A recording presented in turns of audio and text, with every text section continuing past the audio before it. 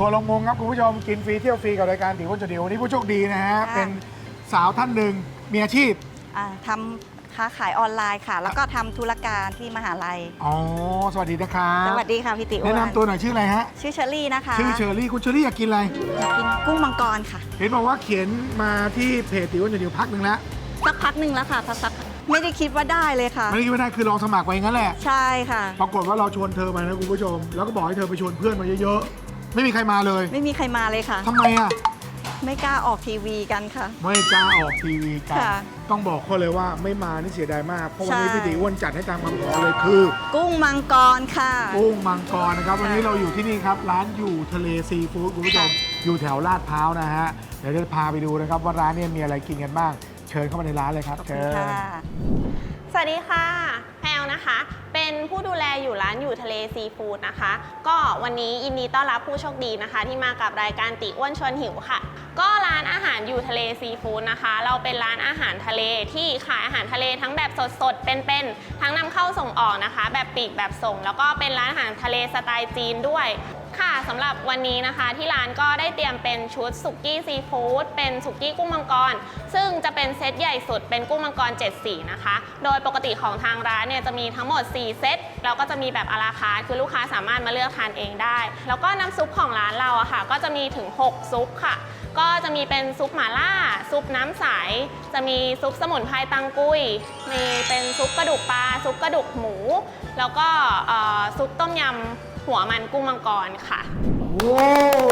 คุณผู้ชมเราปรบมือทุกครั้งเลยเพราะรายการเราเนี่ยนะจัดทุกทีเนี่ยอลังการทุกครั้งวันนี้มาร้านอยู่ทะเลนะครับร้านนี้ต้องบอกเลยว่าจะกินอะไรก็มีถ้าเป็นของทะเลเพราะว่าสดมากๆนะครับเขาแบบว่ามีค้าของทะเลส่งออกนะครับวัตถุดิบดีๆทั้งนั้นเลยบอกเพื่อนๆที่เสียดายไหมน่าเสียดายนะคะที่ชวนแล้วไม่มา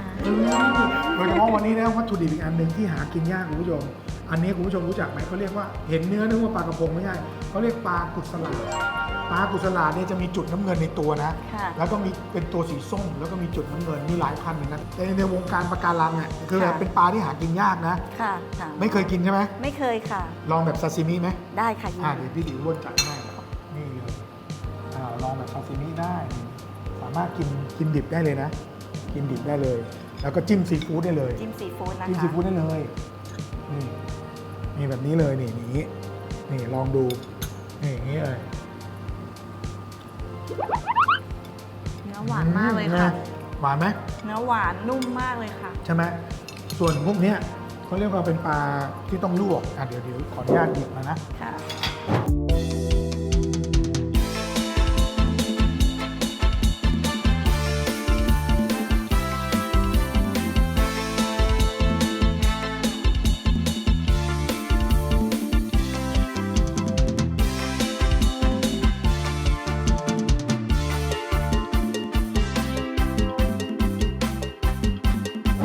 เคยกินไหมเนี่ยเห็นไหมมาร้านเนี่ยวัตถุดิบแปลกๆเยอะมากในถาดนี้เนี่ย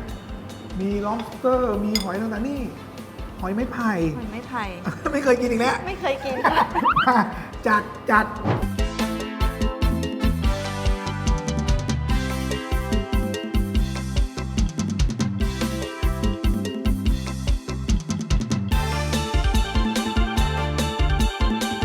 คุณผู้ชมครับอยากเป็นผู้โชคดีนะครับแวะมาได้เลยนะครับรายการของเรายินดีต้อนรับ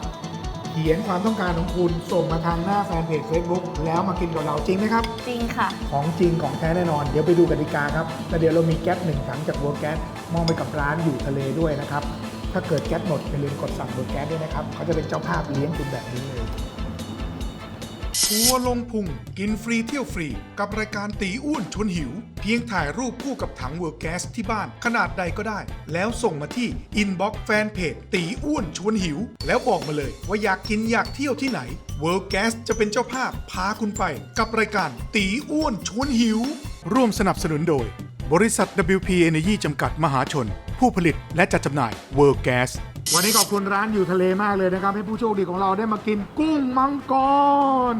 เพราะฉะนั้นคุณผู้ชมเนี่ยก็มาเป็นผู้โชคดีแบบนี้ได้นะครับวันนี้ผมก็เลยมีแก๊สบรรจุ15 กิโล1 ถังจากเวิร์กแก๊สนะครับมอบโดย WP Energy ผู้ผลิตและจัดจำหน่ายเวิร์กแก๊สนะครับและคุณผู้ชมที่อยู่แถวลาดพร้าวแก๊สหมดอย่าลืมกดสั่งเวิร์กแก๊สผ่านไทยแก๊สช็อปสาขา8ลาดพร้าวได้เลยนะครับจัดส่งถึงที่ เหล็กกล้าพานอก็ไม่ลวกไม่ซึมครับถังของบัวแก๊สทุกถังเลยนะฮะแต่ถ้าเกิดอยากทานอาหารทะเล กุ้งมังกรสุกี้ซีฟู้ดแวะมาได้ที่ร้านอยู่ทะเลที่ไหนครับ ค่ะ อยู่ทะเลซีฟู้ดอยู่ที่ลาดพร้าว 80 แยก 22 นะคะ เราเปิดทุกวันอังคารถึงวันอาทิตย์ เวลา 10 โมงถึง 4 ทุ่มค่ะสำหรับใครที่อยากจะมาตอนนี้มีโปรโมชั่นลด 10% นะคะสำหรับคนที่ดูรายการลดถึงสิ้นเดือนกันยายนเลยค่ะ ถ้ามากินนะครับคุณผู้ชมช่วงเดือนกันยาเนี่ยบอกว่าดูมาจากตีอ้วนชวนหิวเขาลดให้ 10% ค่ะ 10% เลยนะครับคุณผู้ชมวันนี้ขอบคุณมากเลยนะครับ ขอบคุณค่ะ